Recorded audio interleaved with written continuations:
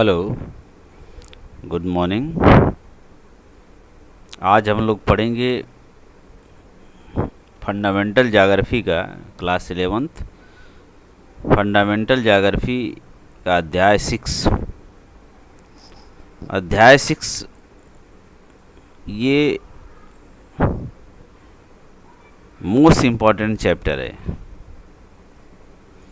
जो आपको आकृतिक प्रक्रियाओं के बारे में बताएगा। भू आकृतिक प्रक्रियाएं मतलब जियोमॉर्फोलॉजी के बारे में बताएगा। ये मॉर्फोमेट्री, जियोमॉर्फोलॉजी। आखिर हमने ढेर सारी चीज़ें अभी तक पढ़ी। हमने पढ़ा पृथ्वी की उत्पत्ति कैसे हुई, उसकी आंतरिक संरचना के बारे में पढ़ लिया। प्लेटों के संचलन के बारे में हमने पढ़ा। भूकंप, ज्वालामुखी कैसे मतलब उद्भव उनका होता है, भूकंप कैसे जनरेट होते हैं, ज्वालामुखी के प्रकार क्या क्या हैं, ये सारी चीज़ें हमने पढ़ रखा है पिछले अध्यायों में। अभी हम इस अध्याय में पढ़ेंगे कि धरातल जो है, हमारा जो लैंडफॉर्म है, ये असमतल क्यों है। असमतल का मतलब समान क्यों नहीं है। कहीं पे पर्वतीय एरिया है, कहीं पे पठारी एरिया है, कहीं पे मैदानी एरिया है। ये ऐसा क्यों है, इस पर हम चर्चा करेंगे। और हम देखेंगे कि कुछ फोर्सेज ऐसे हैं, चाहे वो इंडोजेनिक फोर्सेज हों या एक्सोजेनिक फोर्सेज हों, बहिर्जनिक न बाहर से लगने वाले बल हैं, या अंतर्जनिक मतलब पृथ्वी के आंतरिक भाग से उद्भूत होने वाले बल हैं। इन बलों के द्वारा, है ना, किस तरह से हमारे जो लैंडफॉर्म है इनका उद्भव कैसे होता है। जो अभी स्क्रीन पे आप ये देख रहे हैं लैंडफॉर्म, जियोमॉर्फिक प्रोसेस, अब इसका दृश्य जो है ये ऐसा कैसे बन गया। ये जरूर कहीं ना कहीं कोई ऐसा इरोजन हुआ होगा, वेदरिंग हुई होगी, इरोजन हुआ होगा, या कोई प्रोसेस काम किया होगा इसके ऊपर, जिसके कारण ये लैंडफॉर्म बन गया। इधर ओशियन चारों तरफ, एक तरफ से जो है वो 3 तरफ से ओशियन हो गया, एक तरफ से लैंडफॉर्म हो गया। इसमें देखिए किस प्रकार की सुंदर आकृति बनी हुई है।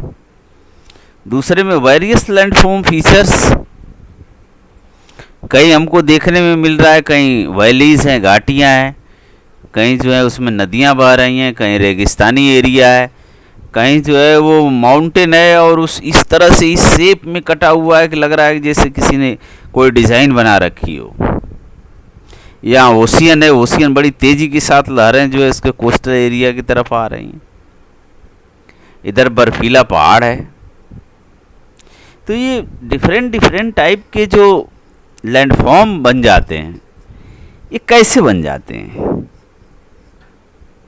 कोई ना कोई फोर्स काम करता होगा इस पे, जिसके कारण ये बन जाते हैं। लैंडफॉर्म विच एंड वेयर,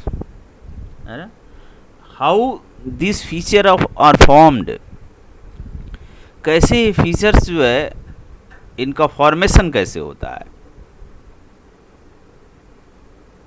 तो हम इस बात को लेकर के किस में आ जाते हैं, जियोमॉर्फोलॉजी या भू आकृतिक विज्ञान इसको बोलते हैं। मॉर्फोमेट्री मतलब होता है अध्ययन करना।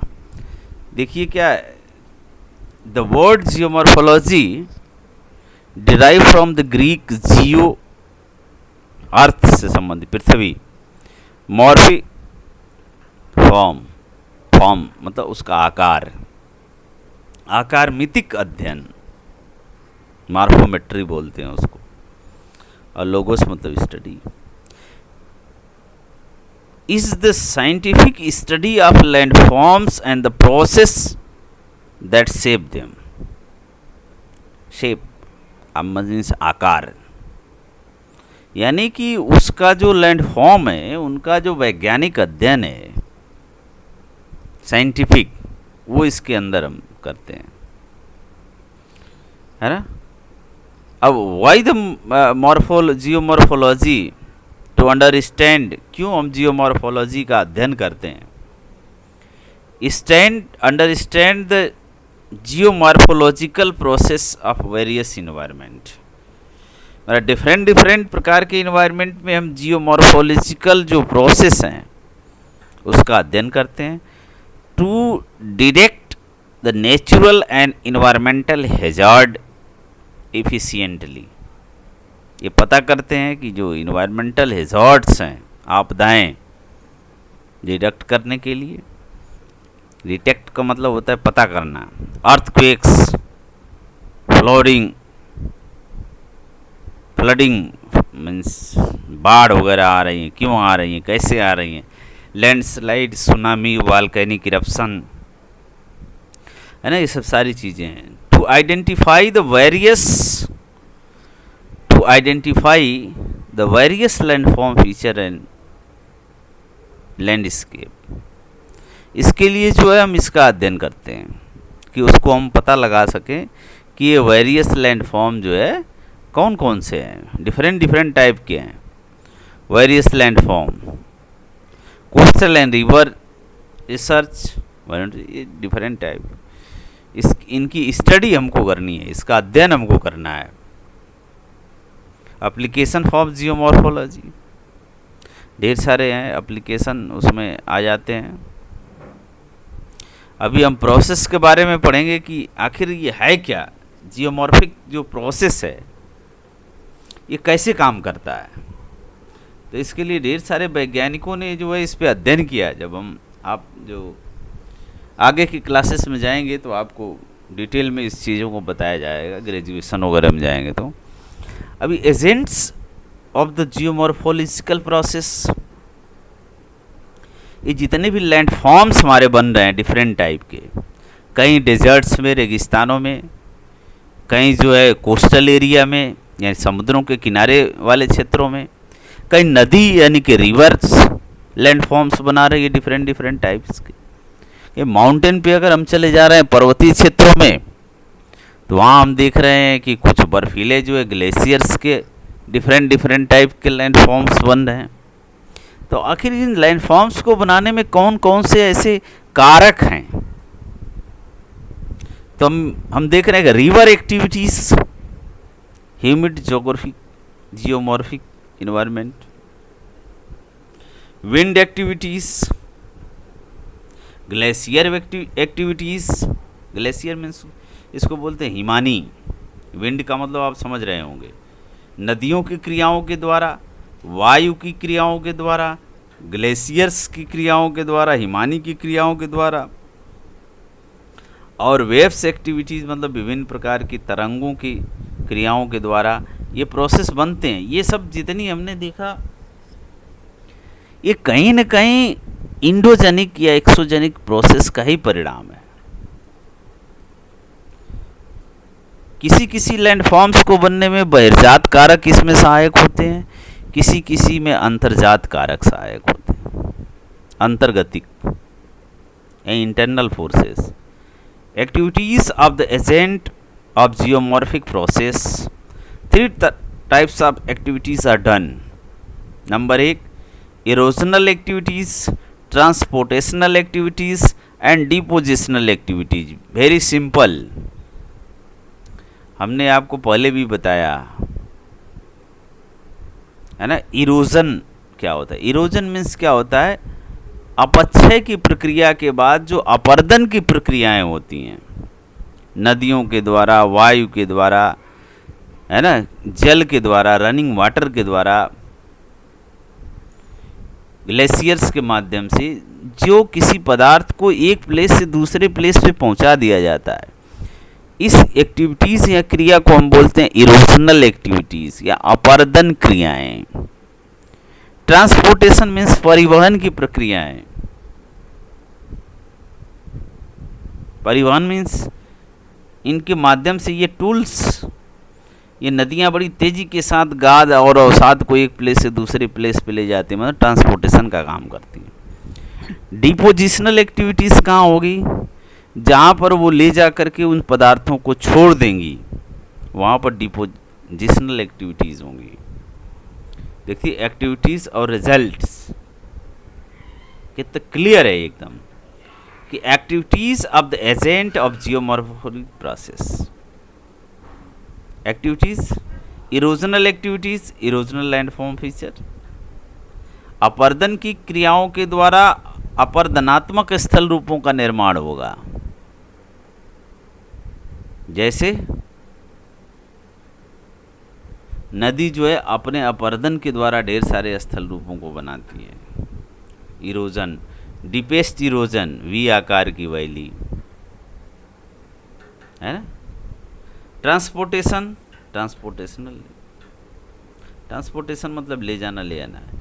डिपोजिशनल एक्टिविटीज़, डिपोजिशनल लैंडफॉर्म बनेगी। कुछ ऐसे लैंडफॉर्म होते हैं जो निक्षेपण की क्रिया के द्वारा बनते हैं। देखिए रिवर एक्टिविटीज़, ये नदी आ रही है, ये पानी ट्रांसपोर्ट कर रही है, इधर बीजे ले जा रही है अवसाद और गाद को, और जो इधर जमा कर रही है ना अपने लेफ्ट साइड में, इसी से जो लैंडफॉर्म बनता है इसको डिपोजिशनल लैंडफॉर्म कहते हैं। यहाँ भी ये विंड एक्टिविटीज़ के द्वारा ये बरखान बने हुए हैं, बरखान इनको बोलते हैं। इधर ग्लेशियर्स बड़े बड़े हैं, पोआ क्षेत्र, इधर जो वेव्स टाइडल एनर्जी है, टाइड्स हैं ये, इनके द्वारा भी लैंडफॉर्म बनते हैं, वो अगले चैप्टर्स में पढ़ेंगे। अभी हम देखेंगे आगे जो जियोमॉर्फोलॉजिकल प्रोसेस है, terrestrial process, extra terrestrial process. पार्थिव मतलब पृथ्वी के ऊपर और पृथ्वी के ऊपर जो एक्स्ट्रा हो रहे हैं, एक्स्ट्रा मतलब अलग प्रकार के टेरेस्ट्रियल प्रोसेस होंगे। अब उसमें क्या होंगे एक्स्ट्रा में टेरेस्ट्रियल प्रोसेस, अभी हम देखेंगे। देखो टेरेस्ट्रियल प्रोसेस में जो पृथ्वी के ऊपर होते हैं और एक्स्ट्रा टेरेस्ट्रियल प्रोसेस जो वायुमंडल में होते हैं। अब इसमें हम देखेंगे इंडोजेनिक फोर्सेस, देखो, और exogenic forces and endogenetic forces. Means exogenetic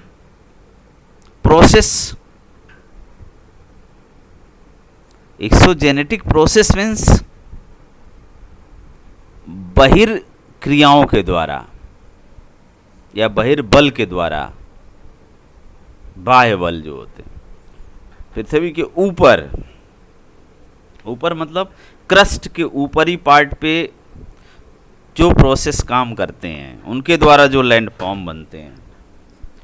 और इंडोजेनिक का मतलब पृथ्वी के अंदर